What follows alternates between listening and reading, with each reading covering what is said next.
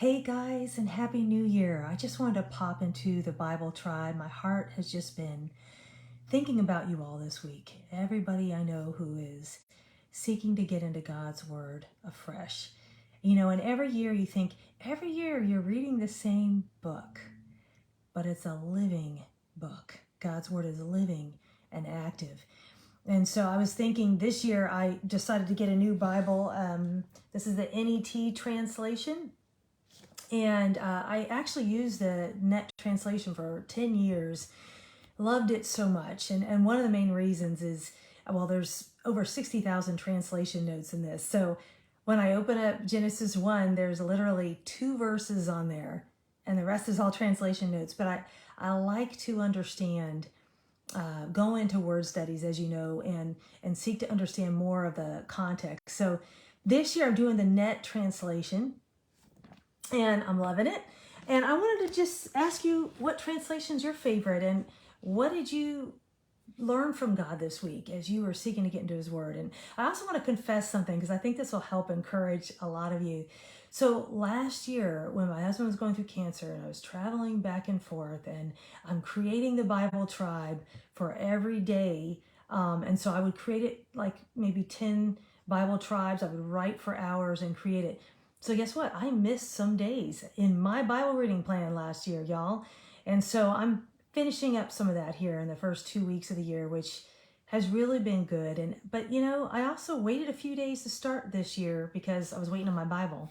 And so I just want to say, it doesn't have to look perfect.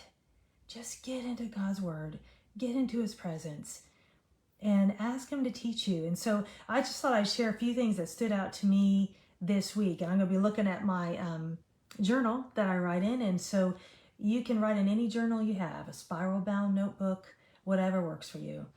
But the first thing for me in reading the NET translation, Genesis 1:24 says, "That is why a man leaves his father and mother and unites with his wife, and they became one family."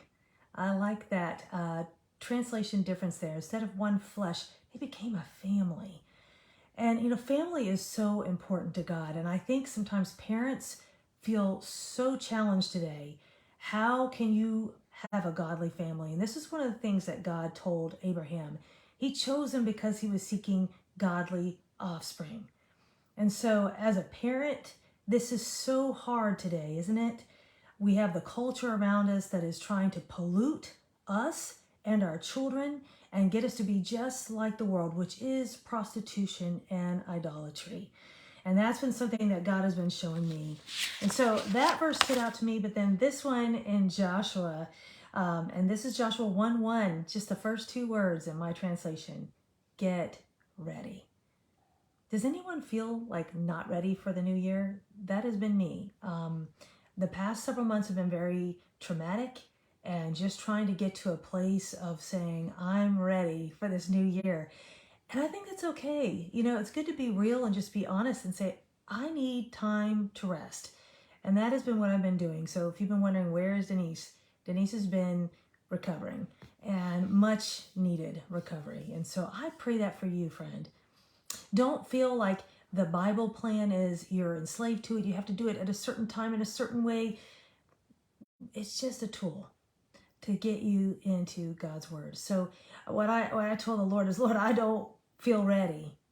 Will you help me? Will you enable me? And so that's the great thing. We can look at God's Word. We can see what we can get out of it. From Joshua, I was looking at chapter 1, verses 6 through 8. And I noticed, how are we going to get ready? By carefully obeying Him, by carefully meditating on His Word. It doesn't just happen. A lot of times we'll hear in our culture, a lot of times people are saying, yeah, I got this. I don't got this. I need God so much. And so I want to carefully obey all His Word. And it says, God's Word must not leave my lips. That's verse 8 of chapter 1. Memorize it day and night. And that's verse 8. And then God repeats, be strong, be brave. And so we need God's Word as our refuge to be able to do it. I'll just share one other thing. So much stood out to me. Isaiah, it talks about, I raised children, I brought them up, but they have rebelled against me.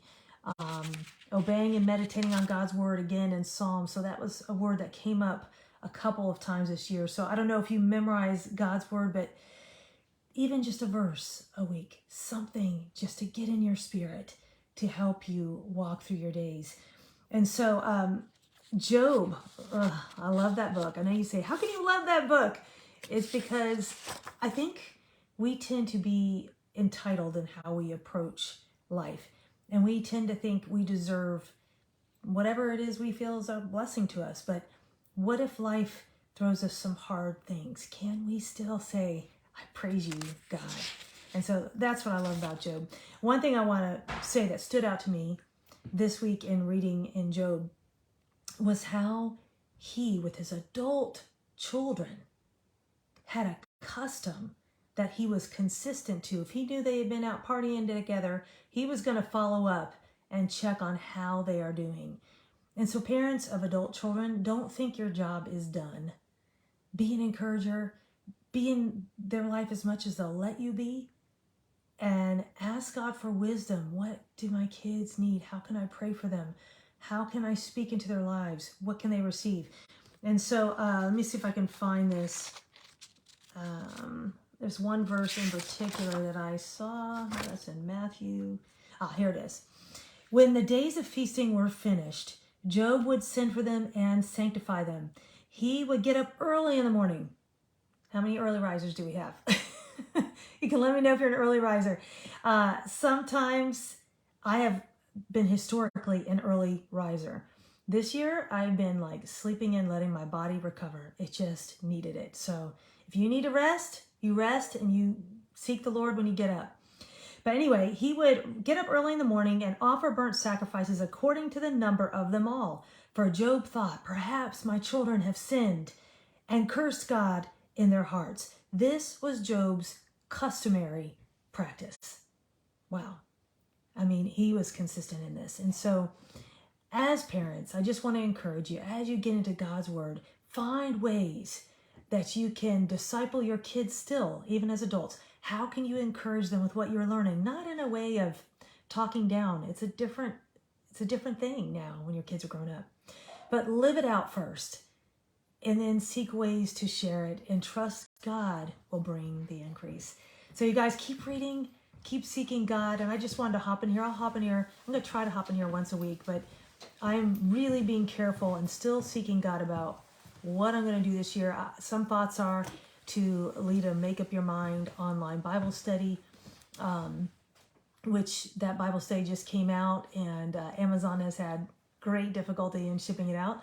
So those are just first world problems, and God has that. But anyway, you guys, if you have any prayer requests, pop it down there. If there's anything, questions about Bible reading plan, any thoughts, I'd love to hear them, and keep persevering. All right. God bless you guys this year. Take care. Bye-bye.